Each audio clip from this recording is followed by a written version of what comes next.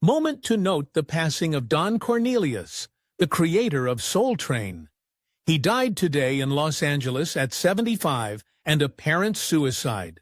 Soul Train wasn't just a TV show, it was a whole vibe. Bright lights, smooth moves, and legendary music filled every episode. It brought black culture, soul, and style into America's living rooms every weekend. But behind the smiles and dance lines, not everything was perfect. In fact, there was one moment so wild, so unexpected, that producers didn't want you to see it at all. This wasn't just a blooper. It shook the show to its core. Some say it even played a part in its downfall. So what really happened on that stage that day? Why was the show canceled, and why did it never air again? Join us as we dig into the infamous scene Soul Train tried to hide, the chaos it caused behind the scenes, and how it changed the future of the show forever. The beginning of a cultural movement. Soul Train wasn't just another TV show, it was something special, a true celebration of black music, style, and culture. It all started in Chicago back in the mid-1960s. A local TV station, WCIU, began airing dance shows like Kitty I Go Go and Red Hot and Blues. These shows were a hit, especially the one with mostly African-American dancers. That's where the idea for Soul Train began to take shape. Arguing Soul Train was to American Bandstand what champagne is to seltzer water. Don Cornelius, who worked at a Chicago radio station, was also hosting live music events at local high schools. He called these events the Soul Train. The crowd loved it, and so did Cornelius. He believed that black music and talent deserved a place on television. And soon that dream came true.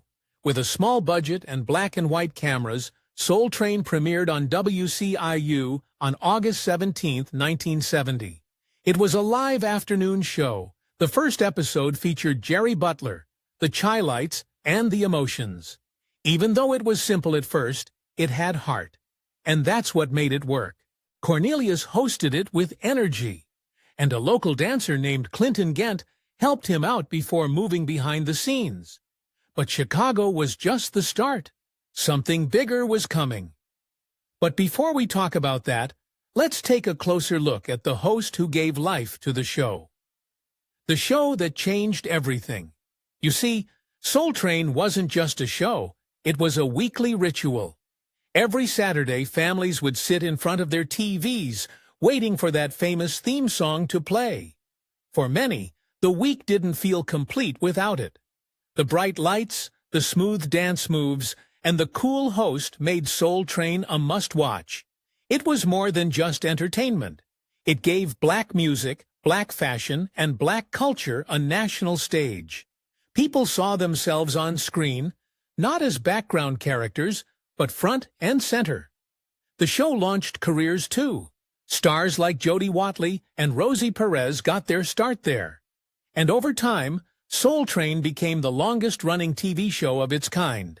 Behind the scenes was Don Cornelius. He wasn't just the host, he was also the mind behind the whole thing. Calm, smooth, and serious, Cornelius brought a cool that everyone remembered. When he died in 2012, fans around the country dressed up in 70s clothes and danced in tribute. That moment showed just how much Soul Train meant to people. But how did Cornelius come up with the idea? And what made it grow into something so powerful? The birth of a legend. Don Cornelius was from Chicago. He had a strong voice and even stronger style. Before Soul Train, he worked as a radio DJ and news reporter. He also hosted dance parties at high schools around the city.